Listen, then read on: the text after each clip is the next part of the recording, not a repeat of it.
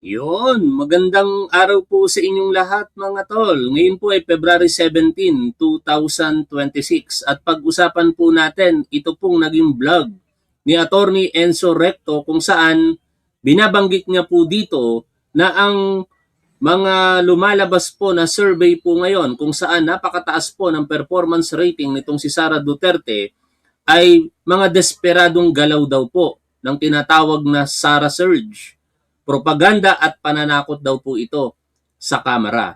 Ano po ba ang ibig sabihin dyan ni Attorney Enzo Recto? Kasi alam ninyo mga tol, nagtataka rin ako bakit mataas sa performance rating itong si Sara Duterte kung wala naman po siyang performance, kung wala naman po siyang ginagawa. 'Di ba logic mga tol? Paano magkakaroon ng mataas na performance kung wala kang ginagawa? Pero ito daw ang dahilan. Kasi ngayon, meron pong kinakaharap na impeachment complaint, ito pong si Sara Duterte. At yun nga po, 3 impeachment complaint po yan. Ipinail po ng Makabayan Bloc, ng civil society, endorsed by Akbayan and Mamamayang Liberal, and also sa pangunguna ni Attorney Ligutan, endorsed by Mamamayang Liberal, then sa pangunguna nito pong si, syempre, Congresswoman Leila de Lima. Tatlo po yan, ipinail noong February 2 at dalawa po doon yung February 2, noong February 9, yung kay Attorney Ligutan. Ngayon, ang sistema dito mga tol, sinasabi ni Attorney Enzo Recto na bumabagsak na talaga ang political capital nito pong mga Duterte, particular yung mga supporter po nito diyan sa Senado. Yung Duterte block daw po ay wala na, unti-unti na daw po itong nalulusaw o nauubos sa mga kadahilanan na problemang legal. At dahil po diyan, dito pa lamang daw po sa Kamara ay sinisikap na talagang mapigil ito pong impeachment complaint laban po kay Sara Duterte. At ang sistema, takutin itong mga kongresista. I do not know kung magpapatakot itong mga kongresista. Kasi pagka naipakita daw po sa harapan ng mga kongresista na napakalakas ni Sara Duterte, partikular sa pagiging kandidato nito sa pagkapangulo, at kung ito'y mananalo, pag sila daw po'y bumoto pabor para sa impeachment, hindi daw po ito makakalimutan ni Sara Duterte at baka gantihan sila. Pero kung sila po'y hindi boboto para ma-impeach si Sara Duterte, same way, hindi din daw po ito makakalimutan ni Sara Duterte at makikinabang sila sa hinaharap. Ngayon, puntuhan po natin ito pong napakagandang vlog ni Attorney Enzo Recto kaugnay po sa topic po na ito at reaksyonan din po natin. Pakinggan po natin siya mga tol. Planado pala ang Sara Surge. Ha? Itong pag-uusapan natin, ito ang totoo sa mga surveys, propaganda na malakas daw si Sara. Ha? Ang tinatawag nating Sara Surge, parang pinupropaganda na si Sara ay malakas, siya ang frontrunner, sa mga posibleng tumakbong presidente sa 2028. Sa mga surveys, pinapakita na mas mataas ang kanyang performance rating kumpara kay PBBM. Lahat ng ito nagpapakita na si Sara ang si Sara ang malakas na makakalaban sa 2028. Sa surveys, sa mga propagandang lumalabas, ito yung tinatawag nating Sara Surge. Parang lahat halos ng ngayon. Kung mapapansin ninyo, naiiba itong panahon na to. Naiiba itong panahon na ito, mga kabunyog, mga kababayan. Dati hindi ko rin nakikita pero nung inanalyze natin, parang ang ngayon, hindi naman ito coincidence lang. Ibig sabihin, sabay-sabay na naglalabasan. Surveys ng yung nga nakakapagtaka dito, makasingit lang mga tol. Sabay-sabay talagang naglalabasan. Sa dinami-dami ng pwede namang maging issue na pwede pong itanong sa ating mga kababayang Pilipino, bakit ito pang performance rating ang tinutumbok ng mga survey industry po na ito? Para saan? Coincidence lamang ba na yung mga survey industry tumutukoy lagi sa performance rating ng mga opisyalis ng ating gobyerno at binibigyan ng emphasis ang mataas na performance rating ni Sara Duterte? Kaya ako talaga lubos ng tataka mga tol. paanong tataas ang performance rating ng isang hindi naman po nagtatrabaho? Sa mga Duterte supporter, sa anong bagay nakikita nyo nagtatrabaho si Sara Duterte sa kasalukuyan? Pakipaliwanag nga sa amin. Pakishare nyo nga sa amin yung mga proyekto ni Sara Duterte sa ngayon na talaga siya yung nagtatrabaho. Maliban doon sa mga pagtatanim niya po ng puno, ng halaman, at saka yung mga libreng sakay kung meron man hanggang sa ngayon sa kasalukuyan, ha? O, tuloy natin ang pakikinig po dito kay Attorney Enzo Recto. Surveys na ano daw si Sara, mataas ang trust of performance rating, survey na siya daw ang nangunguna na posibleng mabigat na makakalaban sa 2028. Tapos ang mga narratives ng mga vloggers ng DDS, talagang yun din ang paulit-ulit na sinasabi. Kahit yung mga trolls, ganun din ang sinasabi. So, bakit ganun? Bakit ang mga survey firm, bakit ang mga vloggers, mga troll, pare-pares ang sinasabi?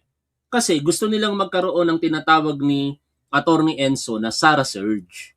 Palabasin sa harapan ng publiko na malakas pa si Sara sa kasalukuyan. Ako nga, excited na ako eh.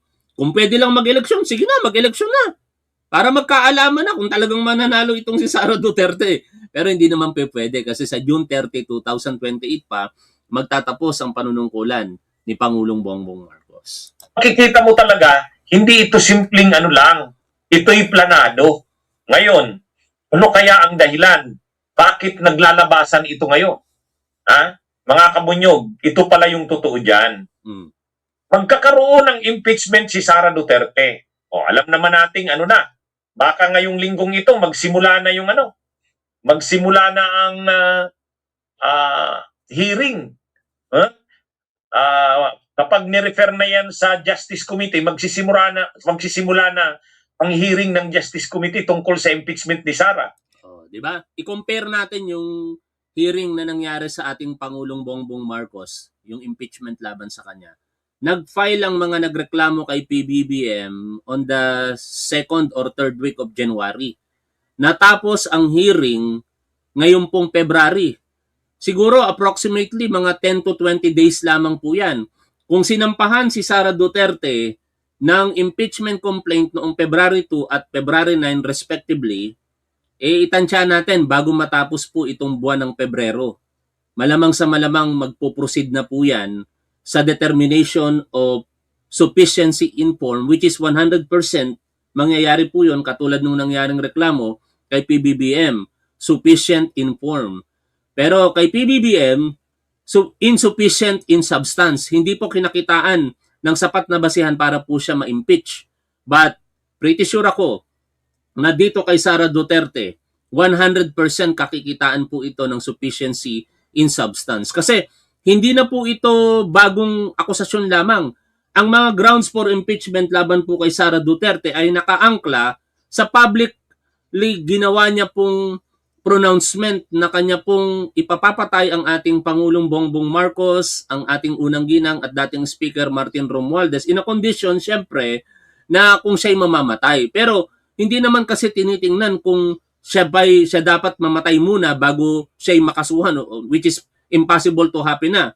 Yung the mere fact na siya po'y nagsalita na kanya pong ipapapatay si Pangulong Bongbong Marcos is betrayal of the public trust. Pinagkatiwalaan po siya ng sambayan ng Pilipino na gaganapin niya po ang kanyang tungkulin bilang Vice Presidente ng ayon po sa batas, higit sa lahat, ng naaayon po sa Code of Conduct and Ethical Standards of a Government Employees and Public Official. Pero dahil po sa pagsasalita niya ng mga ganong bagay na paglabag po sa batas, yan po ay malinaw na pagtalikod niya sa tiwala na ipinagkatiwala po sa kanya.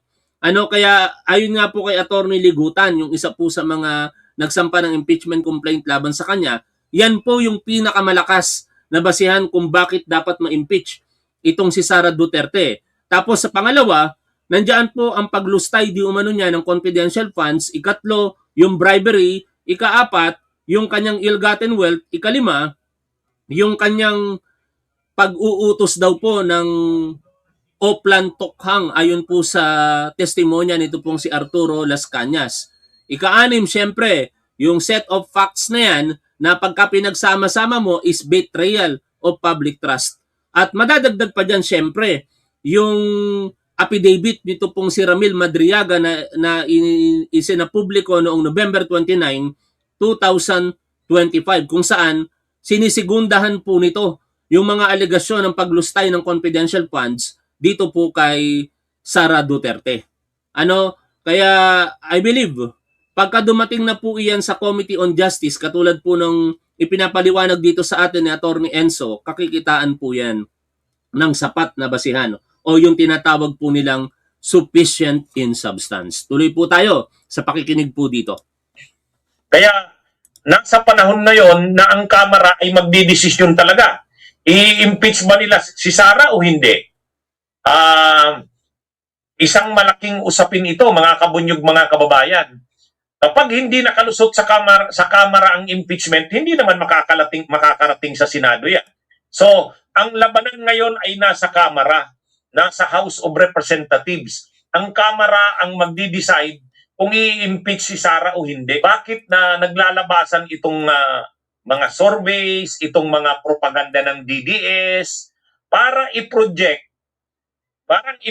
na si Sara ay malakas. Bakit? Political survival. Yan ang pinakadahilan, mga kabunyog. Political survival. Kaya mga kabunyog, mga kababayan, ang lumalabas dito. Naniniwala ba kayo na political survival ang isa sa dahilan dito? I agree. No? Kung ako po tatanungin ninyo, sa aking opinion, tama si Atty. Enzo sa kanyang sinasabi. Bakit? Unang-una, yung haligi po ng kanilang political capital na si Rodrigo Duterte ay nakakulong na po sa Hague, Netherlands. In fact, matanda na po ito, makulong man yan o hindi, sooner or later, papanaw po yan. That is the reality of life. Lahat po tayo lilisan sa mundong ito. No? At kaya kailangan po nilang palakasin yung maaaring sumigunda dito po kay Rodrigo Duterte. At yun ang nakikita nila, si Sara Duterte. But unfortunately, dahil nga po sa kaliwat kanan pong pagsablay nitong si Sara Duterte sa kanyang mga pananalita at ginagawa, humihina po yung kanilang political capital. No? Biruin mo, saan ka nakakita na Vice Presidente humaharap sa kasong 3 disbarment? Saan ka nakakita na Vice Presidente na humaharap sa samut-saring kriminal na kaso, grave threat, plunder? Mga reklamo pa lamang po ito, hindi pa umaakit sa korte. No, malversation of public funds through falsification of public documents, betrayal of public trust, bribery. Yan po yung ilan sa mga reklamo dito kay Sara Duterteng kasong kriminal. Tapos meron pa pong 3 impeachment complaint laban po sa kanya. Kung ang pag-uusapan naman, yung ibang mga Duterte, mahihina naman po. Sina Pulong Duterte, si Baste Duterte, at yung bunsong anak na si Kitty Duterte. Hindi po uubra yun sa national politics. Ang tangi talaga nilang sanggalang ay si Sara Duterte. Kung babagsak si Sara Duterte, mawawala na sila ng pag-asa sa national posisyon. At dagdag pa dyan, syempre, yung humihinang Duterte block sa Senado. Kung papansinin po ninyo, unti-unti na pong nauubos ang Duterte block. Ito pong si Senator Bato de la Rosa, nagtatago na, hindi natin malaman kung nasaan. Si Senator Bongo, hindi natin alam kung papasok po ito bukas. Kasi baka nag-aalala na rin ito sa posibleng paglabas ng warrant of arrest laban sa kanya mula po sa ICC.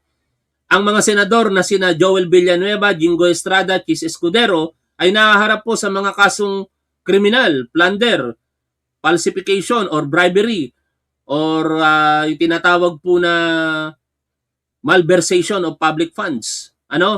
Yan yung mga ilan sa problema. Tapos si Rodante Marcoleta, may kanya-kanya din pong issue na kinakaharap. Si Robin Padilla, kaliwat kanan ang nagiging kontrobersiya dahil po sa kanyang mga pahayag. Si Amy Marcos, isinusuka na ng Marcos loyalist. Di ba? Tuloy tayo sa pakikinig po dito. Nakakaramdam na ang kampo ng Duterte na talagang pabagsak na sila. Pawasak na. Kahit ang Senado, nakita naman natin, wala na yung pro-Duterte block dyan. Durug na. Durug na. Lalo na ngayon, itong paglabas ng ICC, nakasama si Bongo, yun, ano na yan. Tapos sa susunod na mga araw, makakasuhan sila Villanueva. Ha? Pabawas ng pabawas ang minorya, baka ang matira na lang dyan, 4. So, alam ngayon ng Duterte na nanganganib na ang kanilang political survival. Tama. Kailangan na nilang iligtas ang kanilang kampo. Ha? Ano na ito, mga kabunyog, mga kababayan? Alam nilang ang Senado, wala na yan. Ha? Sabi nga ni Greco Belhica, binasa ko yung post niya, bakit naman ninyo dinudurog ang Duterte camp sa paraan ng legal, ang tawag niyang ginamit, legal elimination? Wag naman. Talunin nyo naman ang Duterte sa eleksyon, hindi sa legal elimination. yun yung post ni Greco Belhica kanina, binasa ko. Ha? Mga tatanga-tangang Duterte supporter, kung gusto nyo talagang matulungan si Rodrigo Duterte o si Sara Duterte, huwag kayong manood sa programa ko, I suggest. Unang-una, hindi nyo ako mapipikon kahit patayin nyo ako sa mga salita nyo dyan, kung ano-anong mga pagsasalita ninyong gawin na ad hominem, hindi nyo ako mapipikon. Pag sinabihan ko kayo mga tatanga-tangang Duterte supporter, pikon na kayo. Ngayon, para lang mas maging malinaw sa inyo, mga tatanga-tangang Duterte supporter, galit kayo sa akin, di ba? Gusto nyo akong tumigil. Huwag kayong manood sa akin. Kasi pag walang nanonood kay Top 1, hindi ko na may pagpapatuloy ito. Ganun kasimple yun, mga tanga. Kung kayo patuloy na manonood sa akin, patuloy akong babayaran dito ni YouTube. Di ba? Ngayon sasabihin nyo, anong bayaran ni YouTube? Bayaran ka. Ito lang ang sabi ko sa inyo. Mamatay na sa atin 10 ng ating mga pamilya ang mga bayaran. Kung kayong mga tatanga-tangang Duterte supporter nandito sa aking programa, kung kayo'y bayaran, mamatay na kayo 10 ng inyong pamilya. Kung ako naman binabayaran ng kung sino mang politiko, mamatay na ako kasama ng aking pamilya. Ganun lang kasimple yun. Pero uulitin ko sa inyo, mga tangang Duterte supporter, gusto nyo ako matigil? Diba? Sa ginagawa ko na pag-criticize sa mga poon ninyong, tatay ninyong karton, at itong tawag ni Ramon Tulfo na baliw, na vice-presidente natin, si Ramon Tulfo, nagsabi niyan, hindi ako, huwag kayong manood sa akin. Ganun lang kasimple yun. Mga kabunyog, mga kababayan, wala namang nagbabawal na, syempre sa politika, kung gusto mong talunin ang kalaban, lahat ng pwede mong gamiting paraan, gamitin mo para matalo ang kalaban. Mayroon palang mga pwedeng ikaso sa mga kakampi nilang senador dahil marami palang anomalya sa flood control, di kasuhan mo. Mayroon pananagutan sa ICC sila Bato at sila Bongo. Ayun, kinasuhan sila. Kaya ngayon, lumabas na ang pangalan nila sa mga co-perpetrators. Hindi natin kasalanan kung nangyayari man yan. So ngayon, pahina na ang kampo ng Duterte sa Senado. Ilan na lang Pangit daw ako, mga tol. Sige nga. Tingnan nga natin kung sino mas pangit sa amin ito. Ito, pogi sa inyo. Sino yung Argota? Tingnan nyo naman ito. Ito, pogi sa kanila to, mga tol. Sabi nung isang tatanga-tangang Duterte supporter, ad hominem na lang talaga ang alam, sa mga nanonood sa Facebook, pasensya na kayo, hindi nyo makita. Pero kinukumpara ko ngayon ang itsura ko kay Jack Argota. Sino sa tingin nyo pogi sa dalawa? Siyempre si Jack Argota sa paningin ng mga tatanga-tangang Duterte supporter. Di ba? Ang pogi-pogi ni Jack Argota, Nak ng teting. tira dyan, 4. Pagkatapos ngayon, si Sara pa, nahaharap pa ngayon sa impeachment. So, ito mga kabunyog, mga kababayan? Talagang kaliwat kanan ang Tama si Rolando Guerrero Alam nyo, sa totoo lang, mga tol, sa lahat ng mga Duterte supporter na nanonood sa atin, ito lang si Rolando Guerrero ang hindi ko kayang sipain sa programa natin at hindi ko kayang pagsalitaan ng tangang Duterte supporter. Kasi ito, Duterte supporter ito, pero ito never nag-ad hominem. Never itong napipikon. Di ba? Yun ang pinupunto natin dito. Kung gusto ninyong magkaroon tayo ng maayos na argumento, mga Duterte supporter, huwag kayong mag-ad hominem. Walang problema kay Top 1. Pero the moment na nag-ad hominem kayo, makakarinig kayo ng mga tatanga-tangang Duterte supporter. Di ba? kaharap nilang madidecimate. Kumbaga mawawasak ang kampo ng Duterte. So ang usapin ngayon ay political survival. Nasaan ngayon ang labanan? Nasa House of Representatives. Kailangang mapigilan na wag makarating sa Senado ang impeachment ni Sara. Kasi pag nakarating sa Senado, problemado na nga ang Senado eh. Wala na yung mga kakampi nila, paubos na. Kaya ang gagawin talaga nila, mapigilan sa Kamara. Paano nila mapipigilan? Kailangan yung mga kongresista ay wag bumoto sa impeachment ni Sara. Yun ang kailangan nilang gawin. Pipigilan nila na makakuha ng 1/3. Ilan ba yung 1/3 na kailangan?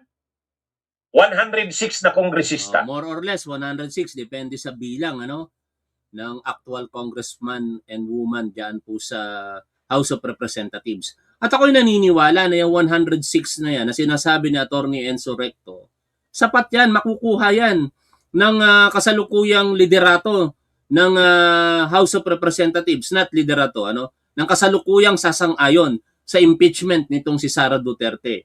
Ipagpalagay natin na bumaba yung bilang ng mga kongresista before is 225, mas malakas pa rin ang paniniwala ko na hindi po bababaya ng 106. Kaya pretty sure ako mga tol, ito, itataga ko to sa bato, pakinggan ninyo mga Duterte supporter. Pag hindi na-impeach si Sara Duterte dito po sa impeachment complaint laban sa kanya, ang pinag-uusapan po natin sa House of Representatives, titigilan ko si Sara Duterte. Titigilan ko siya. Hindi ko na siya i-content dito sa ating live stream.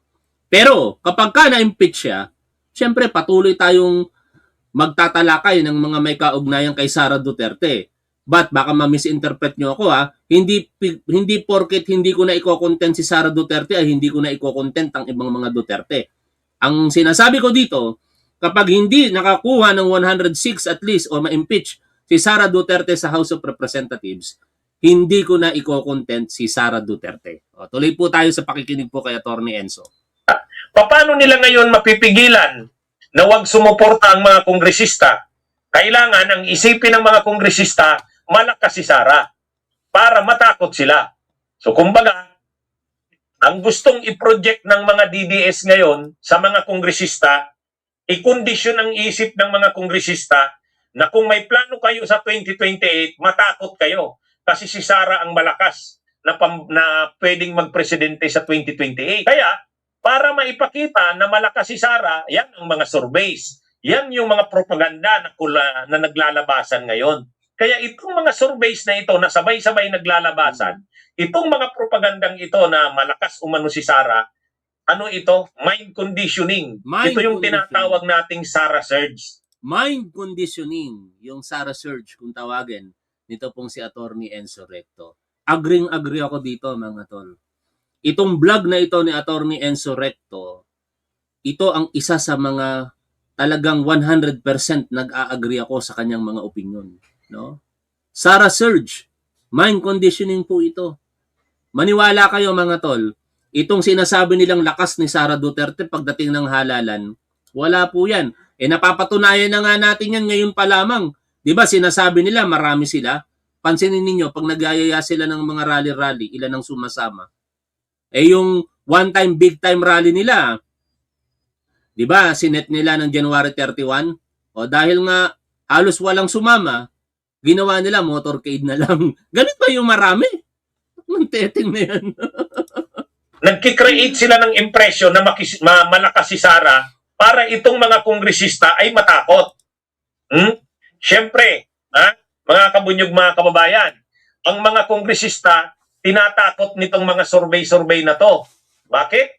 Kung may plano kang tumakbo sa 2028 na congressman, dapat wag mong kakalabanin. Sabi nung isang bastos ang bunganga na tatanga-tangang Duterte supporter, yung korupsyon ang ibunyag nyo. Kaya nga namin pinag-uusapan si Sara Duterte dahil sa korupsyon niya di umano Di ba? Ito, ipe-play ko ngayon. Ano ba ang mga basihan? Bakit po ini-impeach itong si Sara Duterte? Sabi nyo ito, pakinggan ninyo ito mga tol. Noong 5 ng Pebrero 2025 ay inimpeach ng House of Representatives si Vice President ng 215 House members, Natin, Sara. Ano-ano nga ba ang grounds na Yan, nakalagay sa makinig ka! verified complaint for impeachment? Makinig ka! Nang manumpa siya bilang pangalawang pangulo ng ating bansa noong July 1, 2022, nangako siya sa bayan na pangangalagaan at ipaglalaban ang konstitusyon Ito yung korupsyon na ito ang ibinubunyag namin. at ipapatupad ang mga itinakdang batas nito. Tapos yung korupsyon ng Duterte Black, di umano. Si Senator Chis Escudero, Senator Joel Villanueva, Senator Jinggoy Estrada, mga Duterte Black yan. Tapos, yung kasong crimes against humanity ni Bongo at ni Bato de la Rosa, o yung discrepancy sa pagitan ng SALN at ng SOSE ni Rodante Marcoleta. Di ba? Yun lang naman yung mga tol. Sabi nyo, sige ibunyag. Yan, binubunyag ko na. Ngunit sa loob ng 3 taon niyang panunungkulan, paulit-ulit na nilabag ni VP Sara ang kanyang sinumpaan, kung kaya't siya ay na-impeach sa ilalim ng mga sumusunod na batayan: culpable violation of the Constitution, betrayal of public trust, graft and corruption, other high crimes. Ang mga paglabag na ito ay patunay lamang na siya ay hindi angkop manungkulan sa gobyerno at nararapat na maalis sa pwesto sa pamamagitan ng impeachment. Narito ang 7 grounds for impeachment na nakapaloob sa articles ng verified impeachment complaint laban sa pangalawang pangulo. Nakasaad sa Article 1 na si VP Sara ay nagkasala ng betrayal of public trust, nakagawa ng paglabag sa konstitusyon at high crime sa kanyang live press con noong November 20. Alam niyo mga Duterte supporters na mga tangang nanonood ngayon dito, kung talagang totoong sumusuporta kayo sa mga Duterte, pag nagtawag sa labas ng rally, suportahan ninyo. Hindi yung nilalangaw sila doon. Ilang beses nang nagtawag ng rally, yung mga kapwa ninyo Duterte supporter, nasaan kayo?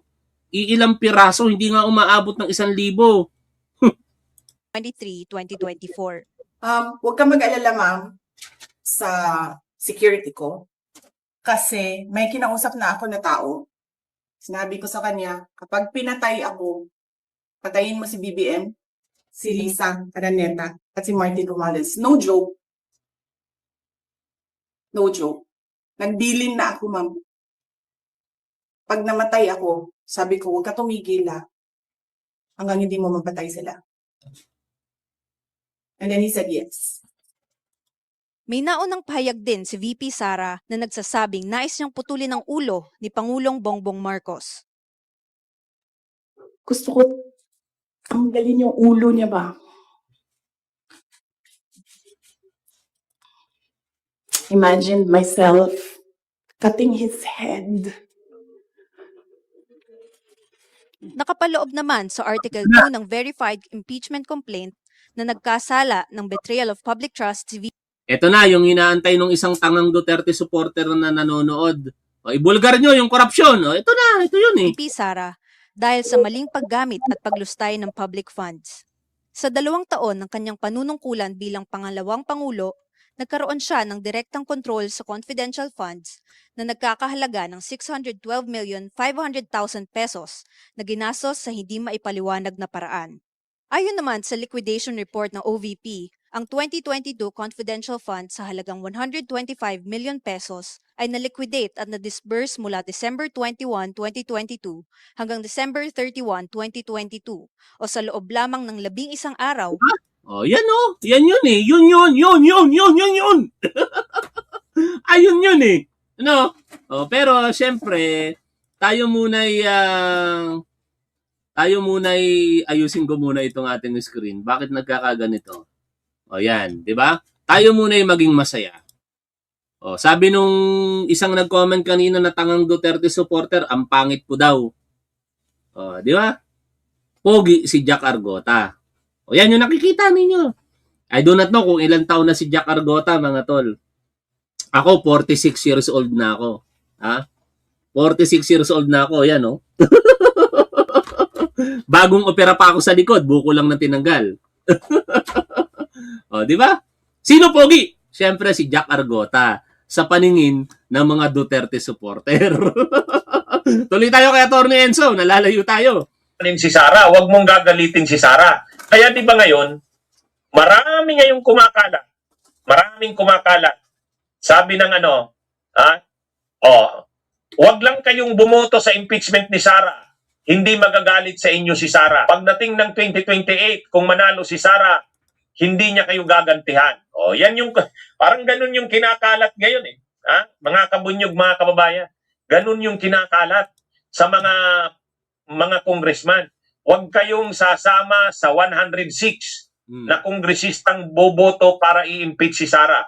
Pag bumoto kayo sa impeachment ni Sara, sasama kayo sa 106, mamarkahan kayo. Pag nanalo si Sara sa 2028, gagantihan niya kayo. O, parang ganon. Pero kung hindi kayo boboto, hindi kayo sasama sa 106 na kongresista, kahit hindi kayo lumipat sa partido ni Sara. In short, mga tol, nananakot, no? Eh, ang tanong, magpapatakot kaya ang mga kongresista? Eh, sana hindi. Di ba? O hanggang dito na lamang, marami na namang mga napiko ng mga Duterte supporters. Tangan nyo kasi, huwag kayo manood sa akin. Para hindi kayo nagagalit, ini-stress yung sarili ninyo eh. Alam nyo, naaawa ako sa inyo sa totoo lang eh. Kasi ako yung tao na hanggat maaari walang kaaway. Ang problema, kayo nang aaway. No? Opinion ko yan. Kung sinasabi ko na ganito ang mga Duterte, that is my opinion. Hindi ko nga pinapakialaman mga opinion ninyo. Pero dahil mga tanga kayo, nood pa kayo ng nood sa akin, ini-stress nyo tuloy ang sarili ninyo. And with that, I hope sa susunod, wag na kayong manood sa akin. Hindi ko kayo kailangan dito. Ano? Pero sa mga matitino ang utak, mga top 1 mag-isip, matalino, kaya nga top 1 eh. Di ba? Eh, maraming salamat po sa inyong lahat.